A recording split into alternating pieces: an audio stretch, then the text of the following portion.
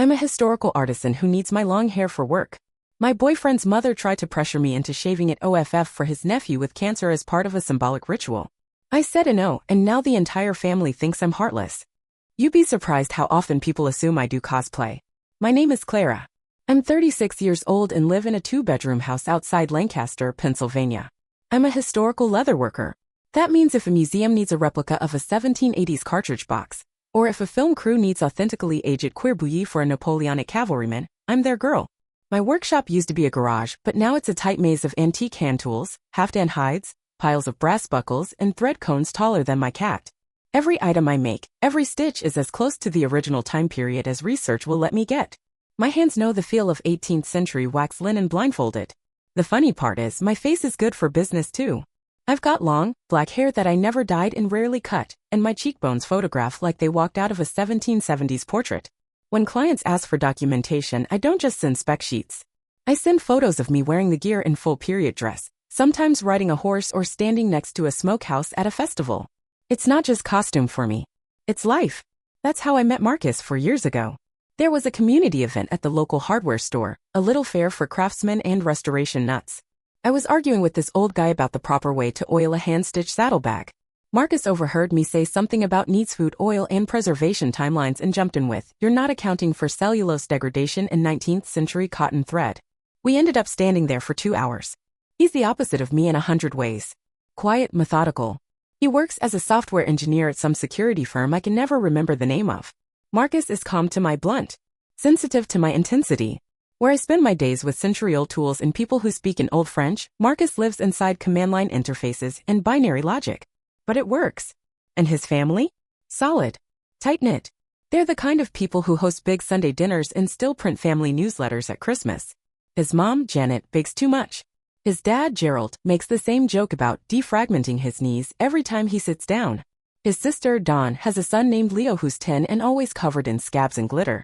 That kid is pure curiosity in a human body. Marcus likes to say we balance each other. He supports my work even when the house smells like rawhide for days. He helps me clean up after long weekends at reenactments and takes my picture when I need to show how a cartridge box sits on the hip of a mounted dragoon. Our life isn't fancy, but it's ours. A bit of the past, a bit of the future, and a whole lot of stubborn love in between. And back then I thought that was enough. The first time Leo asked me if I could make him a pirate map pouch, I knew we were going to get along. He had this sketchbook, spiral-bound and nearly falling apart, that he carried everywhere like it was sacred. One day, after Sunday dinner at Marcus's parents' house, I caught him tracing a drawing of what looked like a leather belt pouch with a flap shaped like a dragon's wing. "Is that for a knight or an explorer?" I asked, crouching next to him on the floor. He looked up, surprised I noticed. "It's for an explorer who gets lost on purpose." That was Leo. 10 years old, elbows always scraped up, constantly dreaming something bigger than the room he was in. He wasn't just Don's kid, he was basically raised by Marcus's parents. Don worked long shifts and was in and out a lot. Leo lived with Janet and Gerald full-time by the time he was in kindergarten. He clung to Marcus like a second dad, but with me, something clicked in a different way. I didn't talk to him like a kid. I talked to him like someone who could design gear for a 1750s expedition. And he soaked it up. I started bringing scraps of leather whenever we visited. Showed him how to punch holes, how to lace, how to tell good cowhide from junk. He'd sit at the dining room table, tongue sticking out in concentration, threading wax sinew through tiny brass eyelets while I sharpened my knives. Then, 3 months after he turned 10, everything changed. Dawn called Marcus in tears. I remember we were grocery shopping. He had just picked up a can of olives when his phone rang and his whole face dropped. We didn't even finish checking out. Just walked straight to the car. Lymphoma. Stage 2. The room seemed smaller every time we visited the hospital. Leo looked like a ghost of himself by the second week of chemo. He was pale, tired, fragile in a way I wasn't prepared to see. But when I came in wearing my tricorn hat and my 18th century waistcoat, just something I threw on without thinking, his whole face lit up. "You look like someone out of my book," he said, voice hoarse. I hadn't known what to bring that day. So I gave him the notebook I had just finished binding, hand-stitched calfskin, stained and burnished to look like it had survived a monsoon. Inside I had glued in a little flap of vellum and a fake royal seal. "I thought maybe," I said awkwardly, "you could write your own expedition story." He flipped through the pages like they were treasure. Then I pulled out the pouch. Hand-cut, dyed a deep brown, and stitched with green thread in a crisscross pattern he had once drawn for me. I didn't say a word. Just set it on the bed. He smiled and whispered, "For when I get better." I wanted to cry but didn't.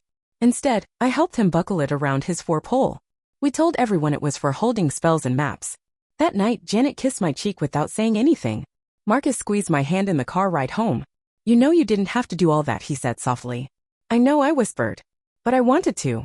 And that was the first time I started to feel like maybe I was part of this family too. It was Marcus who told me first. He was pacing in the living room, phone still in his hand, looking like he wasn't sure how to bring it up. Janet called, he said finally. They're doing something for Leo this weekend. A sort of ritual. Ritual? I raised an eyebrow. He sat on the edge of the couch, elbows on knees. Leo's hair is starting to fall out from chemo. He's been freaking out about it. So they're going to shave their heads. All of them. Even Dawn. They're going to burn the hair in the fire pit. Make it feel less like loss, more like solidarity. I nodded slowly, already sensing where this was going. They want everyone to do it, he said, looking at me like he already knew what I'd say. I laughed, softly, awkwardly. Marcus, my hair is part of my business. You know that. I know, he said quickly. But it's not forever. Hair grows back. It's not just about length, I replied, trying to keep my tone calm. It's who I am in every photo, every client presentation. I've had this hair for 15 years. It's in every catalog, every reenactment portfolio. I can't just start over. He leaned back, crossing his arms. But it's Leo. And that's when I felt the shift. The way he said it, not like a question. Like a judgment. You think I don't care? I asked. I think this is one of those moments where maybe you could show him how much you do. I stared at him. So what if I keep my hair? I don't care enough? You're measuring love in inches now. He flinched just barely. I didn't say that. You didn't have to. He looked away, jaw tightening. They're doing it Saturday. Dawn, my parents, the couple cousins. Everyone who's been there for Leo. The way he said everyone felt like a jab. Okay, I said quietly. Then I'll come. But I'm not shaving my head, Marcus. There was a long pause. He didn't argue. Didn't comfort me either. That night I couldn't sleep. I laid on my back, staring at the ceiling, thinking about all the years I'd built my brand, literally around my appearance. Not vanity. Consistency. Historical accuracy. Clients booked me because I looked the part, and my hair, long and dark and natural, was part of the living history. And Leo? He never cared about looks. He liked the stories. The craft. The adventure. But this wasn't about him anymore. This was about Marcus's family. About unity. About proving something.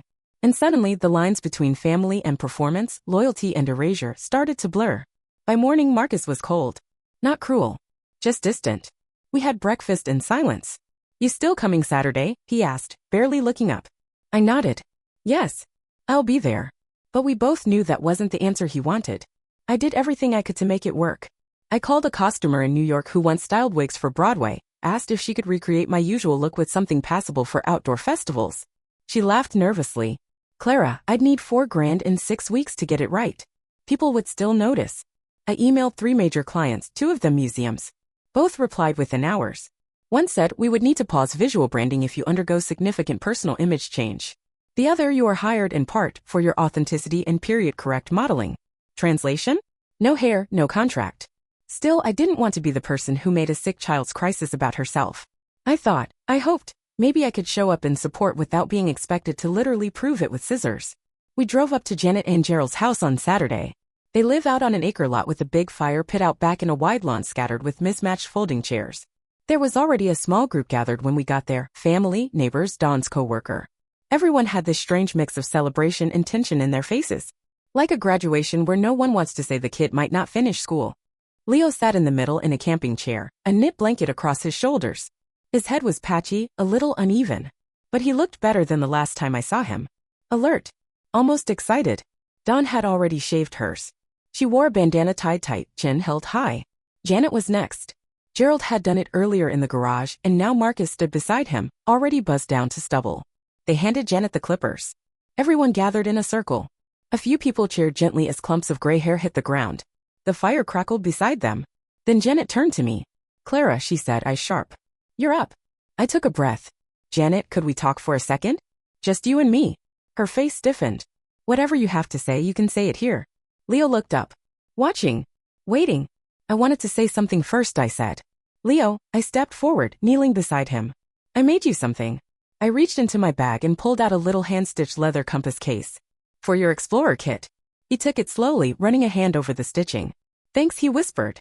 Behind me, I heard Janet sigh loudly. This isn't about gifts, Clara. This is about being present. About showing unity. I stood up. I am here. I'm supporting him in the best way I can. But I can't shave my head. It would jeopardize my work. You're worried about your hair? Her voice was rising now, incredulous. That's what matters to you. Vanity over family. It's not vanity. It's my career. My identity. This isn't a phase, it's how I support myself. Marcus stepped in quietly. Clara, we talked about this. I turned to him. We did. And I told you the truth. Janet crossed her arms. Then why are you here, Clara? If you're not willing to be part of the family in this. I am part of the family, I said, though the words felt hollow now. But I have limits. That doesn't mean I don't love Leo. The silence was brutal. Leo was staring at the compass case in his lap, not looking at anyone. Dawn's eyes were wet, but she said nothing. Gerald shifted his weight uncomfortably. Janet shook her head and muttered, let's move on. Then louder, next. I stood there for a beat longer, then stepped back. Nobody made room for me. That night, we ate in near silence. No one mentioned the confrontation. Not directly. But something unspoken had cracked. A division. A quiet disinvitation I could feel settling over the table like a weight. And Marcus didn't say a word to stop it. I didn't hear from Marcus's family for 3 days after the head shaving ritual. Not a thank you. Not a passive-aggressive text. Just silence. But silence has a tone. And this one was thick with judgment. On the 4th day, Marcus sat across from me at the kitchen table, arms folded. He hadn't looked me in the eye since we got back. Leo asked why you wouldn't be like him, he said quietly, like the sentence hurt him to say out loud. I set down my coffee. Did you tell him why? I didn't know what to say, he admitted. You were the only one who didn't do it. He noticed. Everyone did. I pressed my fingers against my forehead. Marcus, I didn't say no because I don't love him. I said no because my job, my livelihood, depends on that choice. If I lose contracts, I can't just flip a switch and bounce back in a few months. He shook his head slowly. Maybe you're just not family material. I blinked. Excuse me. You think everything has to fit into your idea of rational. But families don't work that way. Sometimes you do things that don't make sense because it matters to someone else. And where's the line? I asked, my voice trembling. Where do you draw it between sacrifice and erasure? He didn't answer. He just stood up and left the room. By that night, I'd packed a bag and texted my friend Caroline. She had a guest room in Philly she always said was open if I needed it. I told Marcus I was giving him space. He just nodded like that was the most logical outcome in the world. That first week away was hard. I kept second-guessing myself, replaying the look on Leo's face, the silence from Janet, the cool indifference in Marcus's voice. Was I really being selfish? Had I made this all about me? But then I opened my laptop and posted a short thread in a historical costuming forum. I explained the situation, not in dramatic detail, just the basics, how my appearance tied into my work, how I tried to support Leo in my own way, and how I was struggling with the fallout. Within a day, the replies flooded in. Costumers, artisans, small business owners, cancer survivors, even a couple of parents who'd been through chemo with their kids. One wrote, as someone who lost my hair to treatment, I never expected anyone else to do the same. Just showing up meant the world. Another said, your job isn't a vanity project. It's your livelihood. You did nothing wrong. That thread, more than anything, kept me from unraveling. I wasn't alone. I wasn't a monster. I wasn't a villain in some family tragedy. I was a person with boundaries. And for the first time in weeks, I started to feel okay about keeping them. Marcus reached out 2 weeks after I moved out. His message was simple. I'm sorry for how it all went down. Can we talk? We met at a coffee shop halfway between Philly and his place. He looked tired, older somehow, like he'd been carrying too many invisible things. We made awkward small talk for a bit, then he dropped it. I should have stood up for you, he said. I didn't know how bad it got until later. Janet and Dawn, they were saying things about you even before the ritual. Stuff I didn't realize they were holding on to. I sat back. Like what? He hesitated. That you were too independent. That you didn't try hard enough to be close with the family. That you always had your own thing going on. I laughed under my breath. They mean I didn't change who I was to fit their mold. He didn't argue. I told them I was wrong, Marcus added. And that I shouldn't have asked you to give up something essential to you. I nodded, unsure how to respond. I appreciated the apology, but it didn't erase the moment I stood alone while they all shaved their heads, waiting for me to fall in line. I want to see Leo, I said quietly. A few days later, I brought a care package to the house. A small wooden box with brass fittings, filled with handmade bookmarks shaped like ancient tools and animal tracks. And another notebook, this one with tiny burn marks on the corners like it had survived a campfire. Leo was curled up on the couch, reading. He looked up when I came in and smiled immediately. Clara.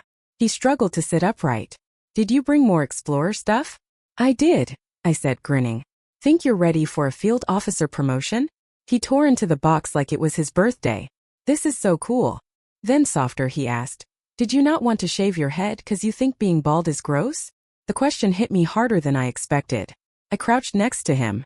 No, sweetheart. Not at all. You're still you, smart, funny, brave as ever. I didn't shave my head because my hair is part of my job. It's part of how people recognize me in my work. If I could have done it without losing my business, I would have. But I had to make a choice that let me still be me. He was quiet for a second, then nodded. Okay, that makes sense. I exhaled. But before I could even sit down beside him, Janet stepped in from the kitchen. I think that's enough for today. I turned to her, confused. She didn't smile. It's better if you don't visit again. Things are still a bit strained. Leo looked from her to me, frowning. Why? It's okay, Leo, I said quickly, standing. We'll catch up soon. I kissed the top of his head and walked out, my chest tight. The visit had gone better than I feared, but worse than I'd hoped. I was scrolling mindlessly one night when I saw a post in a local artisan group. Children's Hospital looking for volunteers for creative therapy program. Artists, musicians, craftspeople welcome. My thumb froze. I clicked the link, heart pounding. They were looking for people to run small workshops, hands-on stuff that helped kids feel like more than patients. Clay, painting, bookbinding, leatherwork. Anything that let them create with their hands. I sent in my info that night. The coordinator called me the next morning. We've never had a leatherworker before, she said. You think you could teach kids how to make something simple? I can teach them how to make something ancient, I replied. And fun. My first workshop was on a Tuesday. Just 5 kids, including Leo. I hadn't told anyone I'd be there. I figured if he didn't want to see me, I could fade into the background.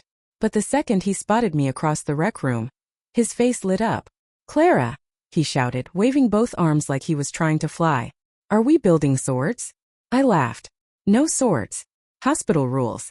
But we're making belt pouches with secret map pockets. The kids leaned in.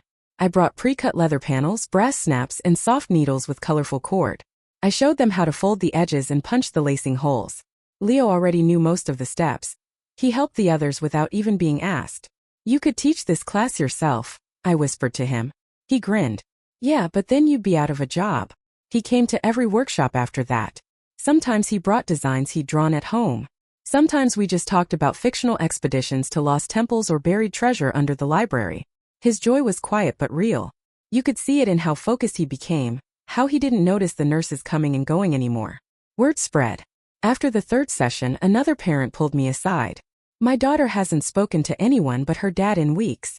But she smiled today because of that pouch. Thank you. A few days later, the hospital called to ask if I'd consider making it a regular thing. I said yes without even asking how much they'd pay. Some things are worth more than money. Back home, I started prepping boxes of supply kits and drawing up new lesson plans. I even made a visual history timeline showing how leather was used by everyone from Roman soldiers to Native American trackers. Kids loved that stuff.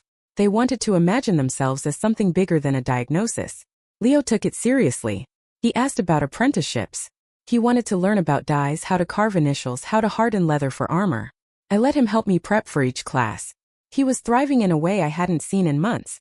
And I realized something. I didn't need Janet's approval. I didn't need a seat at their table. I had found my own way in. Through the craft. Through creation. Through showing up not as someone's girlfriend or hopeful daughter-in-law, but as Clara. Just Clara. And that was enough. A few weeks into the hospital workshops, Leo handed me a rolled-up piece of parchment paper tied with blue ribbon. It's for Marcus, he said, like he was sharing a secret mission. But I want you to help me finish it. I unrolled it at the nurse's station later that day. It was a medieval-style poster. Blocky hand-lettered text, hand-drawn border, and a sketch in the middle of Marcus riding a horse in a fantasy landscape, sword in hand, with a banner reading Sir Marcus, Code Knight of the Northern Realm. In the corner, Leo had scribbled, based on my real-life Uncle Marcus, who's always brave even when he's quiet. I took a photo and sent it to Marcus that night. He didn't reply right away, but the next day he called. That was incredible, he said. He really misses you. There was a long pause. Then, I miss you too. I said nothing. I should have stood with you, he continued. Not just that day but before that. When my mom started picking at you. When Dawn got weirdly territorial about Leo. I let it happen because I thought keeping peace meant staying quiet. It usually does, I said. But it's not the same as support. I know that now, he said. And I'm sorry. He asked to meet for coffee again. I said okay. We met at the same spot, and this time he looked different, less guarded. More like the guy I used to argue about saddle soap with. I was scared of losing my family, he said. So I tried to blend everyone together. I thought if I asked you to just bend a little more, maybe they'd see how good you are. They didn't want to see it, I replied. And I bent until I snapped. He looked down, twisting his cup lid. Do you think there's any way back? I let that question hang in the air a long time. It wasn't that I didn't still love him, part of me always would. But love doesn't mean self-abandonment. And what I'd been through, it taught me I needed more than someone who kept the peace. I needed someone who protected the lines I drew, even when it made things uncomfortable. I think you've changed, I said. And I respect that. He looked hopeful. I gently held up a hand. But I also think I need a partner who doesn't test my boundaries to find out where they are. I need someone who already knows. He nodded slowly, hurt but understanding. I'm proud of what we had, I added. But I'm not going backward. We left it at that. No dramatic ending. No angry words. Just two people who once fit, realizing they didn't anymore. And I walked away feeling something I hadn't felt in months. Whole. Leo rang the doorbell like he always did, 3 quick knocks, then one long one. He was still thin but stronger now, hair growing back in patches. His eyes had the same wild energy they always had when he showed up at my workshop. He walked in like it was his space too, tossing his backpack on the stool near the dye bench. You said today we're learning edge burnishing? He asked, already pulling out his sketch pad. You remembered. I smiled, pulling out the bone tool and beeswax. These weekly lessons had become our ritual. Janet still didn't talk to me. I hadn't seen Dawn in months. But Leo came without fail. Sometimes Marcus dropped him off. Sometimes he came with a hospital volunteer. But every week he was here. He didn't ask about his mom or grandmother anymore. And I didn't ask either. Instead, we talked about design. Stitching angles, tension, decorative stamping, the difference between chrome tan and veg tan. He had a natural eye for it, even better than mine at his age. One afternoon, a nurse from the hospital dropped by the shop unexpectedly. She handed me a folder. These are some of the feedback forms from parents and kids in your workshop. We thought you might want to see what kind of difference you're making. I sat down on the concrete step outside and read every word. She made my daughter feel strong again. My son wears the pouch he made to every treatment. My kid used to cry before appointments. Now he asks if it's a leather day. That night, I opened my laptop and started filing paperwork for a nonprofit. It started small, a foundation that would fund creative programs for kids in treatment. Historical craft, art therapy, even simple field kits with tools and lessons mailed directly to hospital rooms. I called it the Compass Project. Leo came up with the name. Word spread fast in the artisan community. People offered tools, donations, templates, even entire lesson plans. A reenactor in Virginia sent a crate of scrap leather with a note, for the next explorer who wants to get lost on purpose. Within 6 months, the foundation was running 4 programs in 3 hospitals. I hired a coordinator to handle scheduling. I kept teaching 1 day a week myself. Couldn't give it up. My business, surprisingly, grew too. I started getting commissions from educators, museums, even historical dramas that wanted to include a workshop element. Turns out, stories matter even more when they come with hands-on experience. One Friday afternoon, I got a text from an unknown number. It was Janet. Thank you for teaching Leo. He's changed. You've done more than any of us ever could. I hope you'll keep going with him. That was it. No apology. But not a slap either. I stared at the screen for a long time. Then I replied. I never stopped. Leo was standing beside me, holding up a brass buckle against his belt design. You think this one's too shiny? I smiled. It's perfect. I don't know where all of this goes. Maybe Leo becomes a maker. Maybe he doesn't. But what I do know is this. I helped him hold on to something during the scariest time in his life. And now I've helped others too. My name is Clara. I make things that last. And that's exactly what I've built. A life, a purpose, a legacy. One stitch at a time.